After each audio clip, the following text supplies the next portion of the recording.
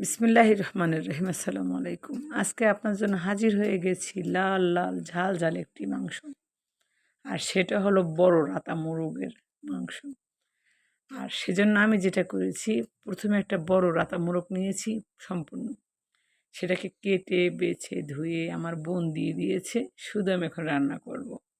সেজন্য আমি সয়াবিন তেল নিয়েছি ১ কাপ, তার ভিতর দিয়ে দিয়েছি আস্ত এলাচি, দারচিনি। সাথে দিয়েছি একটা পেঁয়াজ কুচানো। পেঁয়াজটা যে একটু নরম হয়ে গেছে, দিয়ে দিয়েছি ১ টেবিল চামচ রসুন বাটা, ১ টেবিল চামচ আদা বাটা, ১ কাপ পেঁয়াজ বাটা, জিরে দিয়েছি ১ চামচ, ধনিয়া দিয়েছি ১ চামচ। এগুলো দিয়ে মশলাটাকে ভালোভাবে কষিয়েছি। তারপর দিয়েছি ১.৫ টেবিল চামচ হলুদের গুঁড়া, ২ টেবিল চামচ মরিচের গুঁড়া। বললাম না একটু লাল লাল ঝাল ঝাল ঝোল। আর এই ঝোলটা যখন করবেন, বিশ্বাস করুন একটু ঝাল লাগবেই, কিন্তু খেতে অসম্ভব লেভেলের টেস্ট।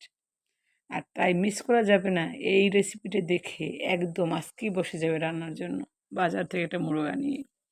সেটা হোক দেশি মোরগ, নয় বাজারের যে শক্ত মুরগিটা পাওয়া যায় না, সোনালি মোরগ, ওটাও আনিয়ে আপনি খেতে পারেন আনিয়ে। আমি তারপর তো ওটাকে সুন্দরভাবে কষিয়েছি মশলাটাকে। মশলাটা যখন একদম প্রপারলি কষানো হয়ে গেছে, তখন আমি দিয়ে দিয়েছি আমার সেই কেটে রাখা মোরগটি। আর অবশ্যই মাংস রান্না করার সময় একটু মশলাটাকে ভালোভাবে কষিয়ে নেবেন একটু তেলে ঝালে। আর লবণ দিতে ভুল করবেন না। আমি কিন্তু একটু মশলার সবার শেষে একটু লবণ দিই। আর তেজপাতা দিয়েছি ২ টো। কারণ আমি মশলার ফ্লেভারটা একটু স্ট্রং করার জন্য লবণটা পরে ইউজ করি। আর এই কাজটি আপনারাও করে দেখবেন যে আমি আপনাদের যে টিপসটা দিয়েছি সেটা কার্যকরী কিনা। আর মশলাটা যখন কষানো বললাম না, দিয়েছি মুরগির মাংসটা। মুরগের মুরগের মাংসটা দিয়ে আমি ভালোভাবে কষিয়ে নিয়েছি। এই ধরুন ১০-১৫ মিনিটের মতো। যখন মুরগটা কষানো হয়ে গেছে ভালোভাবে, তারপর আবার একটু সামান্য পানি দিয়ে আবার দ্বিতীয়বারের মতো কষিয়ে নিয়েছি।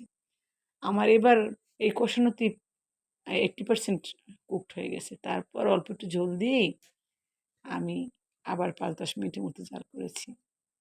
বিশ্বাস করুন মাংসগুলো এতটা জুসি হয়েছে, আর কালারটাও এসেছে সেই। এটা খেতে হয় পোলাওয়ের সাথে, রুটির সাথে, পরোটার সাথে, চিতই পিঠার সাথে, চাপটির সাথে, এইরকম লাল লাল ঝাল ঝাল মাংস। আমি তো পরোটা দিয়ে খেয়েছি, ভাতের সাথে খেয়েছি। পোলাও খেতে পারিনি কারণ শরীরটা ভালো নেই। তারপরও খেয়েছি আলহামদুলিল্লাহ। আর এখনও যারা আমার ভিডিওতে ফলো লাইক সাবস্ক্রাইব কোনটি করেনি, প্লিজ ফলো লাইক সাবস্ক্রাইব। আল্লাহ হাফেজ।